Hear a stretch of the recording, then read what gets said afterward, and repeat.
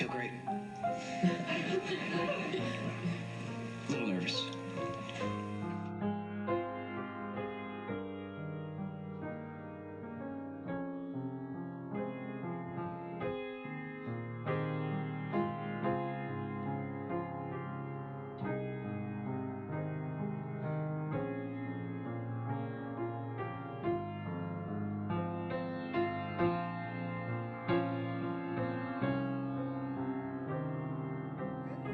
If it doesn't fit, you must acquit.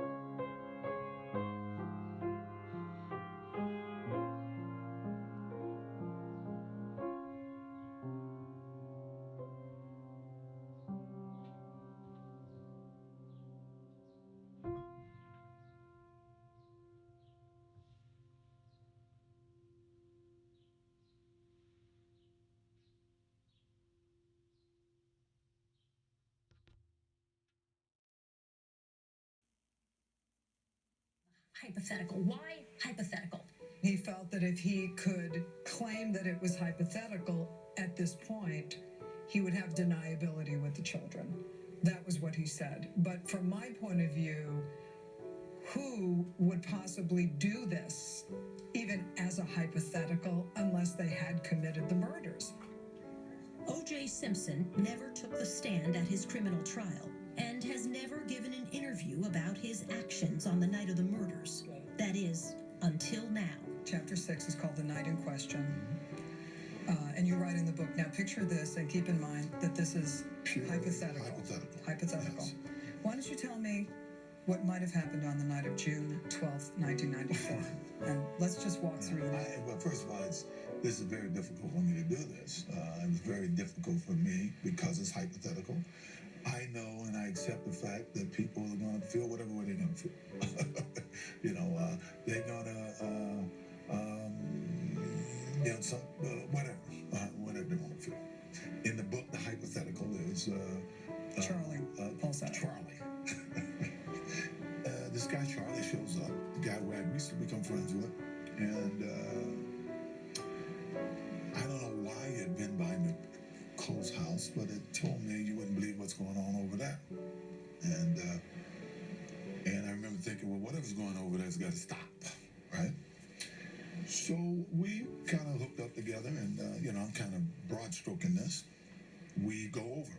Get in the Bronco and go over it. Let's just go back and do the details. Where did you park? Let's do the detail. You park in the hypothetical in the alley. Right. You park in the alley. Yeah. And you put on a wool cap and gloves. In the hypothetical, I put on a cap and gloves. Right. Yeah. And You reached under the seat for? A knife. I always kept a knife in the car for the crazies and stuff because you can't travel with a gun. And I remember Charlie saying, "You ain't bringing that." And I didn't, right? But I believe he took it. Charlie took the knife? Yeah. In the book. Yeah. Yes. So the back gate, you go through the back gate? Yes. And it was open or broken or? I don't recall. Okay. I go to the front and I'm looking to see what's going on.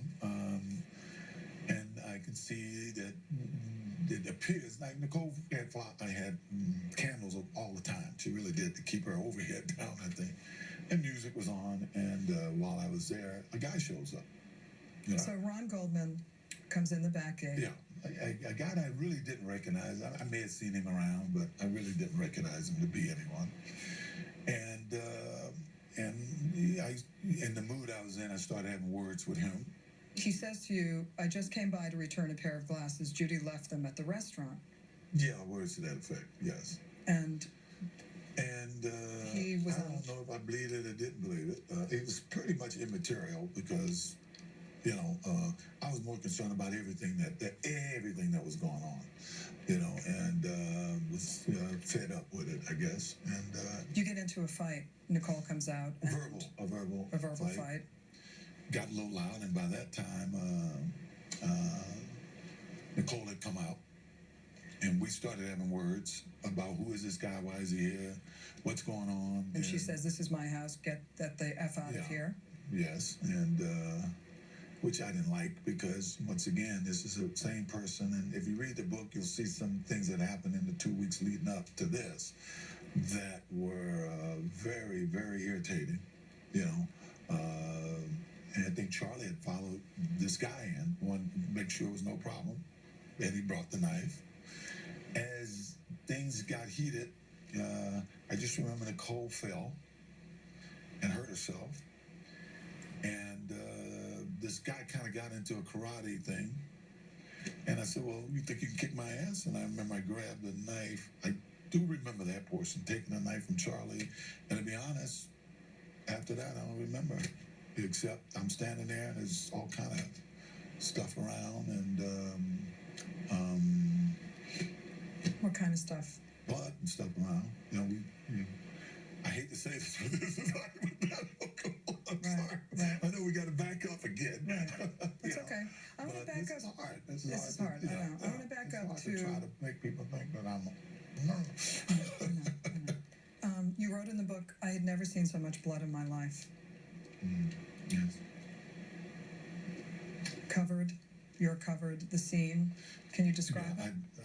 It's hard for me to describe it, I'm telling you. I don't think any two people could be murdered the way they were without everybody being covered in blood. And of course, I think we've all seen the grisly pictures after. So, yeah, I think everything would have been covered in blood.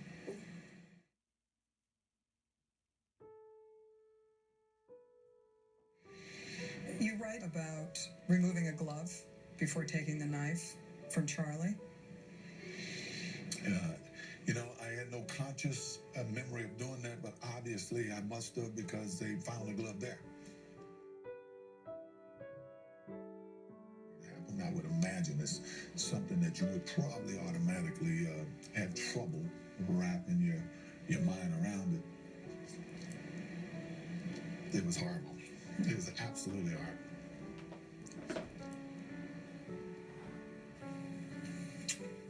First thoughts. Eve, it's hard for you to even breathe. I've been watching you as you watch this. I have nothing to say about this. Absolutely nothing. Chris.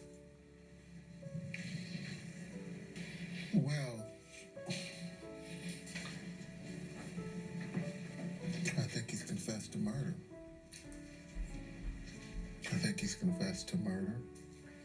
And if I'd known he said this in 2006, I would not have objected to the release of this video. I don't think that there's any question of his involvement, and that he's the person who is wielding the knife.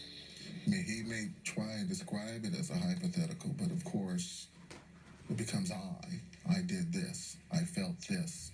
I saw this. This notion of Charlie, I think Charlie is OJ. This is no hypothetical. This is reality. I don't know who Charlie is. I wanted him to talk. For me to start interrogating him and pushing him, I felt he would get more agitated, and he kept threatening to leave and not to finish the interview. I grabbed the knife. I do remember that portion, taking the knife from Charlie. And to be honest, after that, I don't remember it. Except I'm standing there and there's all kind of stuff around and What kind of stuff? blood and stuff around. You know,